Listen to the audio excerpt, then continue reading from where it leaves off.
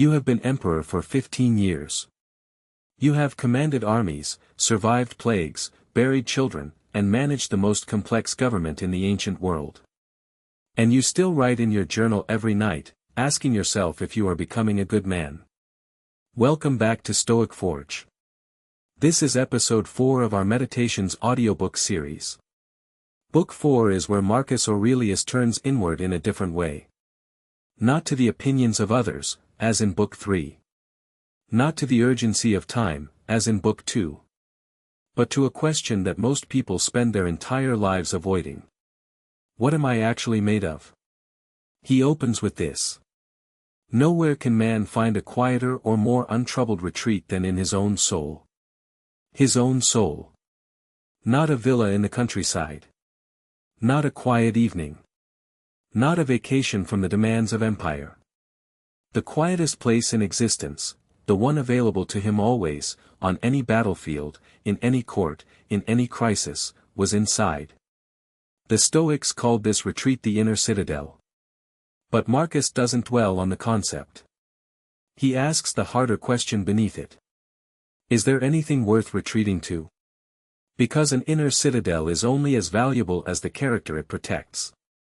If you retreat into your own soul and find nothing there, no values, no honesty, no real self beneath the performance, then the retreat is empty.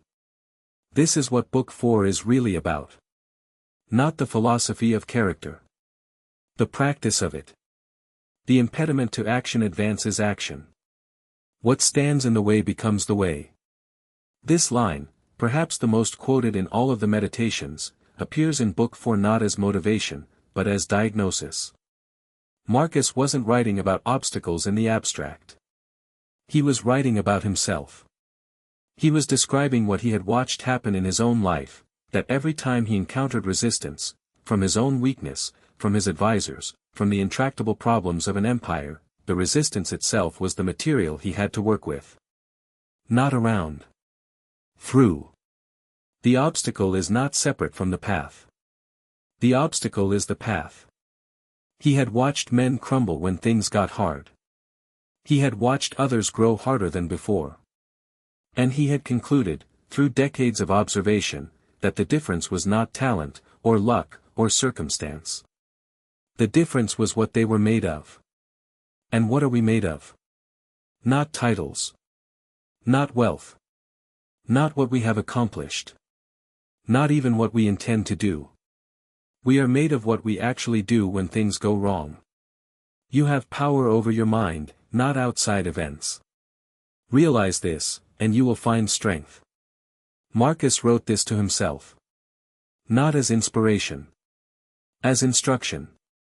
As a reminder that the only domain he actually controlled was the domain of his own response.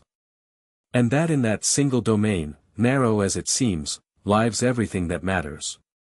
Book 4 contains a passage that should unsettle anyone who reads it seriously. Think of yourself as dead. You have lived your life. Now take what's left and live it properly. He is not being morbid. He is being surgical. Most of us carry the weight of everything we haven't yet fixed about ourselves. Every mistake we've made. Every version of ourselves we failed to become. The past accumulates, and we lug it forward, using it to explain why we cannot change now. Marcus cuts through that. You are dead. Everything before this moment is over. The person who failed, who made bad choices, who wasted years, that person is gone. What's left is right now. One breath. One decision. One moment in which you can be exactly the person you want to be. What are you made of? Marcus answers this in the way he answers everything in the Meditations, not with a definition, but with a direction. You are made of whatever you practice. Not what you believe. Not what you intend. Not what you write in a journal. What you practice, in the small decisions, in the daily frictions, in the moments when no one is testing you but you test yourself, that is your actual character. The man who practices patience becomes patient. The man who practices attention becomes attentive. The man who practices retreat into his own soul, who builds something real inside himself, day after day, become someone worth being. The happiness of your life depends upon the quality of your thoughts. Not your circumstances. Not your achievements. The quality of your thoughts, meaning the discipline with which you choose what you allow to occupy your mind. Book 4 is an invitation to audit yourself. Not harshly.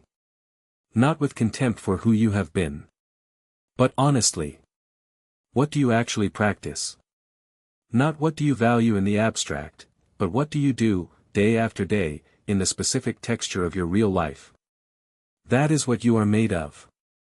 Your exercise this week: choose one moment each day, a frustration, a difficulty, a small resistance, and treat it as the path, not the obstacle. Ask, what does this require of me? Then give it. This is the Forge. This is StoicForge. Episode 5 is next, and Marcus asks the question that separates people who study Stoicism from people who actually practice it. Have you done the work, or just thought about it? See you there. Thank you for listening. If these words sharpen something in you, subscribe to StoicForge so you never miss an episode. Leave a like if Marcus helped you see more clearly today.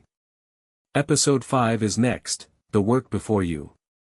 The question that separates those who study Stoicism from those who actually practice.